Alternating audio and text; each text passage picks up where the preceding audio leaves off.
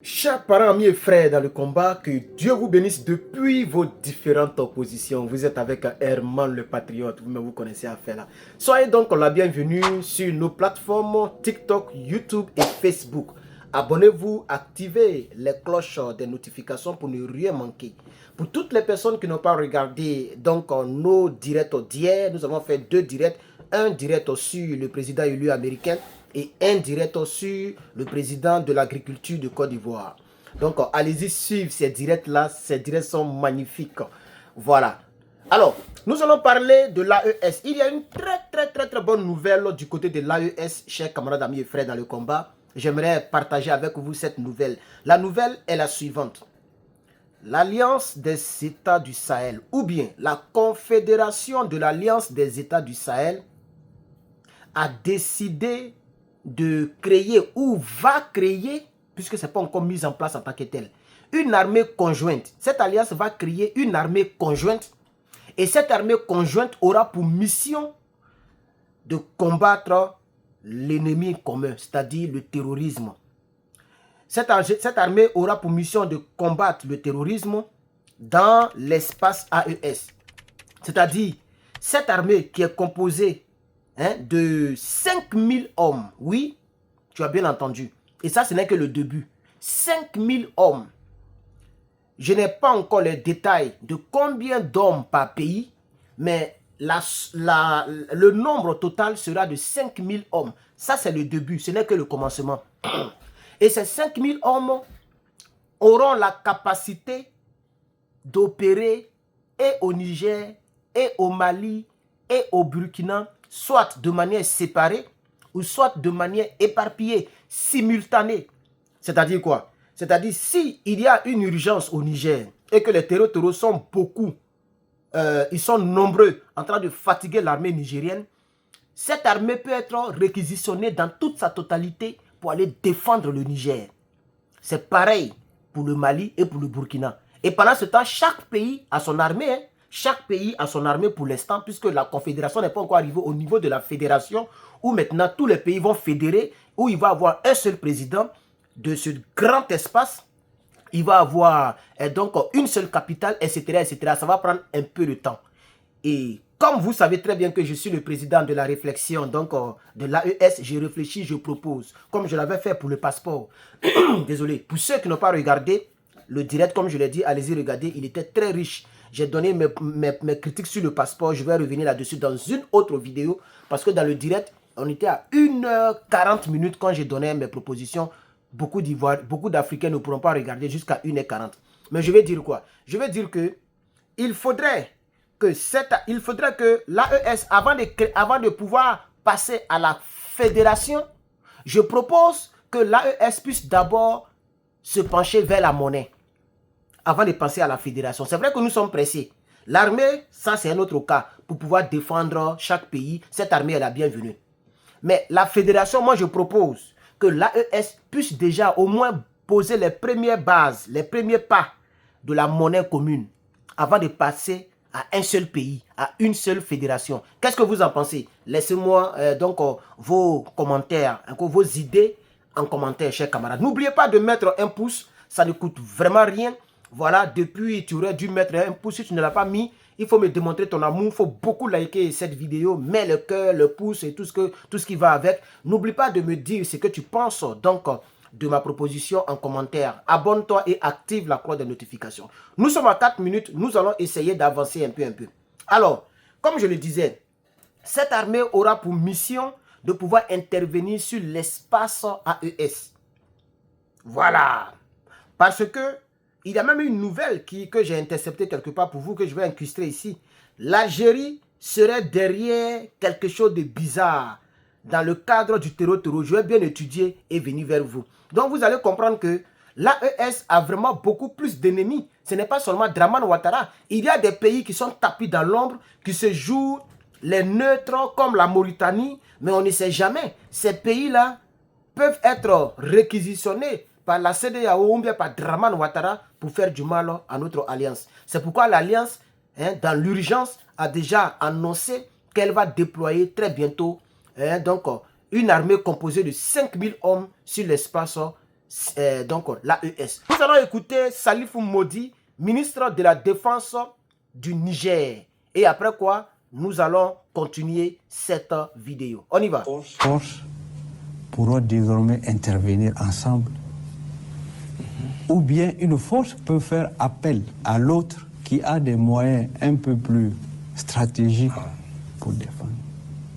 C'est nouveau, c'est original et c'est sécurisant pour notre espace et pour nos populations.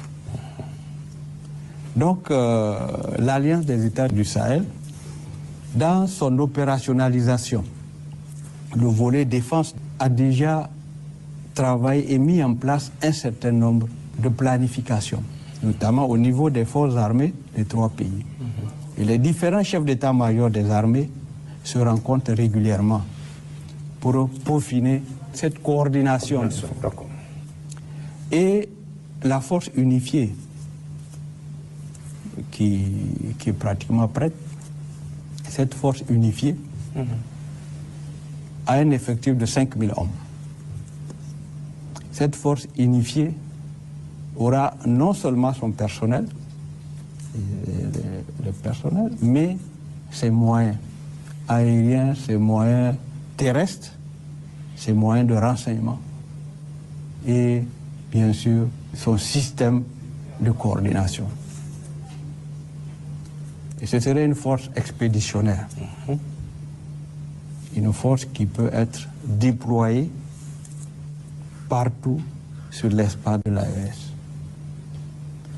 Nous y travaillons, les chefs d'état-major ont déjà fini leur planification et c'est une question de semaines pour que cette force-là soit visible sur le terrain. Mais d'ores et déjà, nous avons entrepris de faire des opérations, que ce soit entre le Burkina et le Niger, ou opérations à 3, ou bien des opérations de soutien à l'un ou l'autre des pays. Et ça marche très bien. C'est pas lourd comme dispositif à mettre en place. Et il y a surtout la compréhension et la capacité de travail que nos officiers des 3 pays ont pour pouvoir mettre en œuvre les troupes sur le terrain. Alors donc, chers camarades, amis et frères, vous venez d'écouter le général Modi. Le mot Modi s'écrit M-O-D-Y. Ce n'est pas la malédiction, c'est son nom de famille.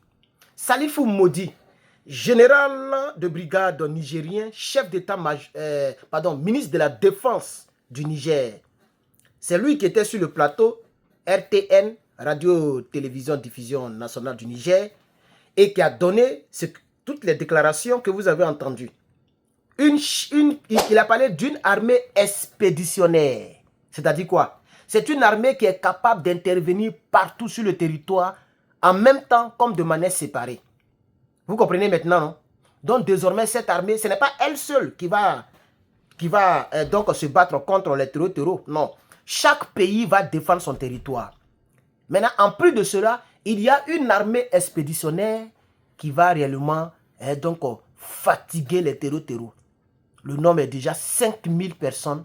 Je pense que c'est déjà trop. C'est déjà trop, pardon. Pendant que le général parlait, je vous ai montré donc nos t-shirts. Voilà, la semaine passée, c'est seulement 3 personnes qui ont commandé. Pour toutes les personnes qui aiment nos t-shirts qui n'ont pas encore commandé, s'il vous plaît, passez votre commande sur le site lepatriote.bigcartel.com. N'oubliez pas de vous abonner à mes plateformes pour me suivre régulièrement. Et ça, on va faire tout un gros direct là-dessus aujourd'hui. Donc, abonnez-vous, activez les cloches. Comme ça, quand le direct sera lancé, vous aurez la notification. On va approfondir l'idée cachée derrière le thème que je traite ici en 12 minutes. Merci donc d'avoir regardé cette vidéo. Comme je l'ai dit, n'oubliez pas de vous abonner.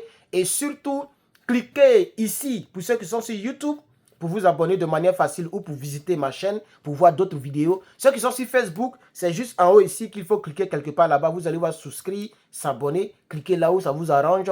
Et TikTok, si j'ai pu balancer la vidéo là-bas, vous pouvez aussi vous abonner sur mes plateformes. Merci donc d'avoir regardé cette vidéo. Que Dieu vous bénisse. À bientôt.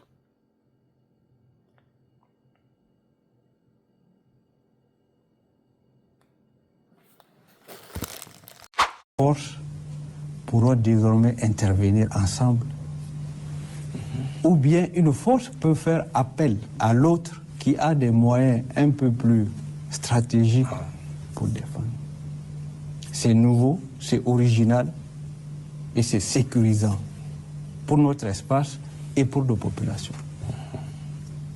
Donc, l'Alliance des États du Sahel, dans son opérationnalisation, le volet défense a déjà travaillé et mis en place un certain nombre de planifications, notamment au niveau des forces armées des 3 pays. Et les différents chefs d'état-major des armées se rencontrent régulièrement pour peaufiner cette coordination. Et la force unifiée, qui est pratiquement prête, cette force unifiée a un effectif de 5000 hommes.